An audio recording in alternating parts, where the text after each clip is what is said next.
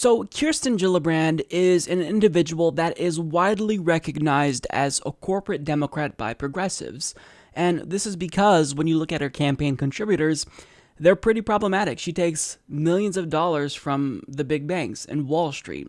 She has a super PAC. So there's a lot of negative aspects about Kirsten Gillibrand. However, lately, it does seem as though she's saying all the right things. So in an appearance with CNN, she was asked to cite the leader of the Democratic Party, and her answer was actually surprising for a corporate Democrat. Who's the leader of the Democratic Party right now? I think you have your congressional leaders, of course, but I think Senator Sanders is out there talking about things that has big ideas like Medicare for all. I think Elizabeth Warren's out there talking about a rigged system that we desperately need to fix for working families. And for each of us who are running for re-election, such as myself and 24 other Senate Democrats, we're in our states talking about our vision and what we want to change and how we want to make a difference and how we want to make the economy grow. So certainly she's 100% correct here.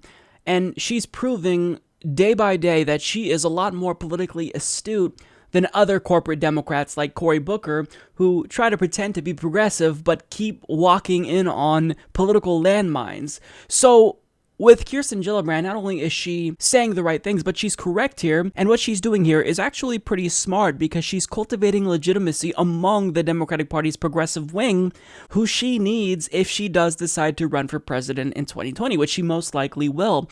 And she even went so far as to co-sponsor Bernie Sanders' Medicare for All bill. Now, these are all good things. She's responding to progressives in a positive way, and I don't want to be too down on her because I do want to be an individual that does take yes for an answer. So if she's going to be on our side and do the right things, then I'm going to embrace her, at least to a certain point. The problem with Kirsten Gillibrand is that if we're being real here, she does a great job at talking the talk, but again, as I alluded to earlier, she is not walking the walk. And when you dig a bit deeper, you'll quickly realize that she's not as progressive as she wants us to think she is. So for example, there's a substantial amount of dark money that is financing her campaign. She's taken a combined $7.6 million in Super PAC contributions overall, and a plethora of unsavory organizations have contributed to her Super PACs, including Morgan Stanley, JP Morgan Chase, Goldman Sachs, Blackstone. So she's financially tied to Wall Street, and if she were to ever become president, you can guarantee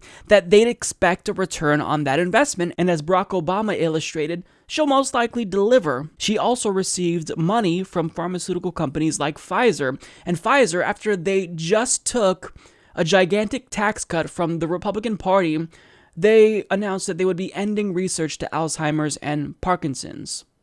So that's what they do once they get money from us. They end vital research that we need.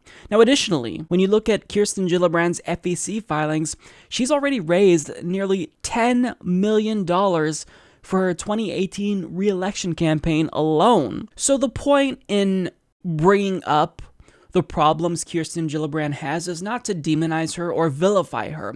I'm glad that she is seemingly trying to get on our good side. That's a good thing. That's a positive thing.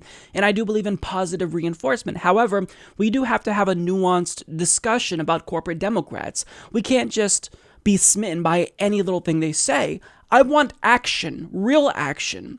Co-sponsoring Medicare for All is a huge step in the right direction, but will she vote for Medicare for All when the time comes?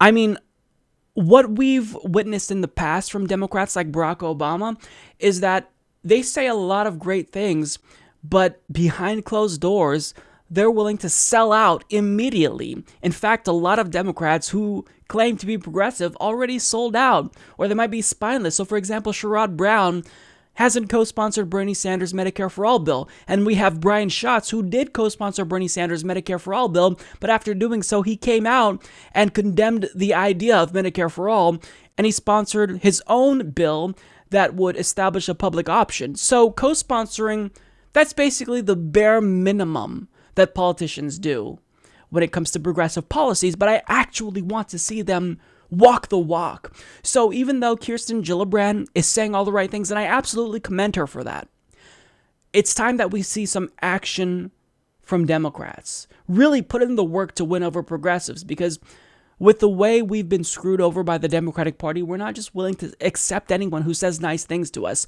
You've got to show us, not tell us, what you're willing to do to fight for our ideals.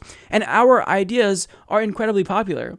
$15 minimum wage, criminal justice reform, immigration reform, Medicare for all, net neutrality, ending the wars. These are things that the American people want. So it should be easy for you to get on board with this issue.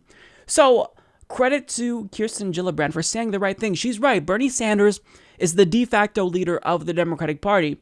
But if she wants to win us over, and if her colleagues like Kamala Harris and Cory Booker, which is a joke, want to win us over, show us. Don't just tell us.